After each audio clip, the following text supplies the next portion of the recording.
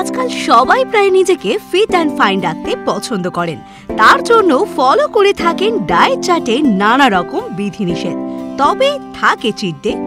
সপ্তাহের মধ্যে একটা দিন কিন্তু বাইরের খাবার খাওয়াই যায়। আর এই বাইরের খাবার বলতে যেটা সবার আগে মাথায় আসে তা হলো স্ট্রিট ফুড। যদি আমাদের কলকাতার কথাই বলি, তবে এখানকার এই স্ট্রিট ফুডের প্রেমে পাগল ছোট থেকে বড় সকলেই। তবে রোজ রোজ বাইরের খাবার খাওয়া তো অবশ্যই উচিত নয়, কিন্তু একটা দিন তো চলতেই পারে। আর সেই একটা দিনের জন্যই যদি খুঁজে পাওয়া যায় হাতের কাছে সেরা স্ট্রিট ফুডের ঠিকানা, জানবো নিশ্চয়ই। কিন্তু তার আগে জানবো শহর কলকাতার রাস্তায় রাস্তায় দাপিয়ে বেড়ানো এই স্ট্রিট ফুড কেন এত জনপ্রিয়। টক ঝালের গন্ধে ভরপুর ফুচকা, পাপড়ি চাট হোক বা রাস্তার ধারের ফুটপাতের ওপর ধোঁয়া ওঠা গরম গরম মোমো, চাউমিন, এগরোলও পিছিয়ে নেই এই তালিকায়। এবার আসি জনপ্রিয় এই স্ট্রিট ফুড সাম্রাজ্যের ইতিহাসে। কলকাতায় এক এক সময় যেমন এক এক শাসক রাজত্ব করেছে, ঠিক তেমনি তাদের সূত্রেই বদলেছে মানুষের খাবার অভ্যাস।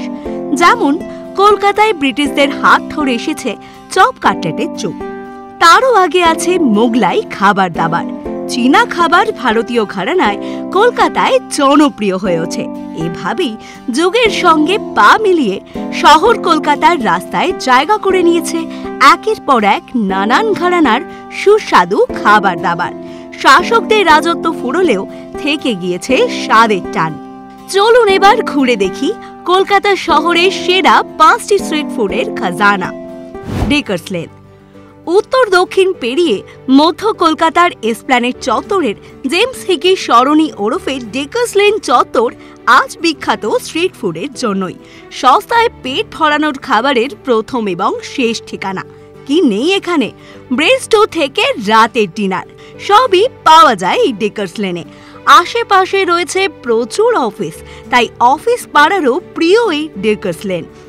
একবার গলিতে ঢুকলে ঠিক যেমনটা চান আপনি সব পাবেন। সদর স্ট্রিট। ইতিহাসের পাতা ঘেঁটে দেখলে দেখা যাবে ব্রিটিশ আমল থেকেই কলকাতার সদর স্ট্রিট বিদেশিদের থাকার জন্য বহুল প্রচলিত একটি জায়গা। ফলে বোঝাই যাচ্ছে বিদেশিদের খাবার দাবারের ধরন অনুযায়ী গড়ে উঠেছে এই এলাকার সদর স্ট্রিটের স্ট্রিট ফুডগুলি। এই মুহূর্তে কলকাতার বহু জায়গায় গড়ে উঠেছে নানান বিদেশি ধাঁচে স্ট্রিট ফুডের দোকান। তবে এই শহরে ভিনদেশি স্ট্রিট ফুড জনপ্রিয় হওয়ার আগে সদর স্ট্রিটে পাওয়া যেত একেবারে অথেন্টিক ভিনদেশি খাবার। সদর স্ট্রিটের একদম কাছেই ধর্মতলা চত্বর। সেখানে রয়েছে বাহারি খাবার দাবার। বিদেশি খাবার ছাড়া যারা দেশি খাবার ট্রাই করতে চান তারা অবশ্যই ধর্মতলার অলিগলি একবার ঘুরে দেখতে পারেন। টেরিটি বাজার। আপনি কি চাইনিজ খাবার পছন্দ করেন? রোজগারের জল খাবার ছেড়ে একদিন চাইনিজ ব্রেকফাস্ট করতে চান?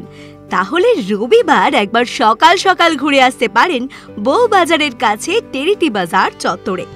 শহরবাসীর মধ্যে এই চাইনিজ ব্রেকফাস্ট খাওয়ার ইচ্ছে এতটাই বেশি যে আপনি যদি সকাল 8টার পরে যান তাহলে আপনার ইচ্ছে শুধু ইচ্ছেই রয়ে যাবে। জাকারিয়া স্ট্রিট।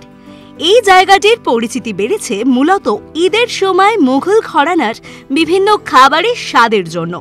হালিম হোক বা কাবাব, এই সময় বাকি সব জায়গার তুলনায় বেশ জনপ্রিয়তা পায় এই জাকারিয়া স্ট্রিট। তবে এই জায়গাটি শুধুমাত্র যে ঈদ পরবের জন্যই বিখ্যাত তা নয়, সারা বছর ধরেই এই জায়গায় নানান ধরনের মুঘল ঘরানার বিভিন্ন স্বাদে স্ট্রিট ফুড পাওয়া যায়। রাসবিহারী অ্যাভিনিউ। স্ট্রিট ফুড নিয়ে আলোচনা হবে আর রাসবিহারী মোড় তালিকায় থাকবে না, সেটা কি করে হয়?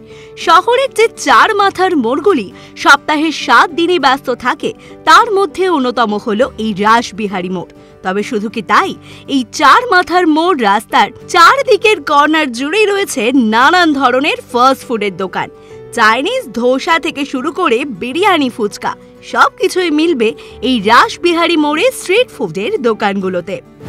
প্রতিদিনের নিয়ম মাফিক স্বাস্থ্যকর খাবার কার ভালো লাগে বলুন তো? তাই সুযোগ পেলেই একবার এই সেরা 5টি স্ট্রিট ফুড লেনে ঘুরে আসতেই পারেন। হরফ করে বলতে পারি, চোখের সামনে এত লোভনীয় খাবারের অপশন দেখে কোনটা ছেড়ে কোনটা খাবেন ঠিক করতেই পারবেন না। আর এরকমই আরো অনেক ভিডিওস দেখার জন্য নজর রাখতে হবে আমাদের চ্যানেলে। পাশে থাকা বেল আইকনটি ক্লিক করতে ভুলবেন না।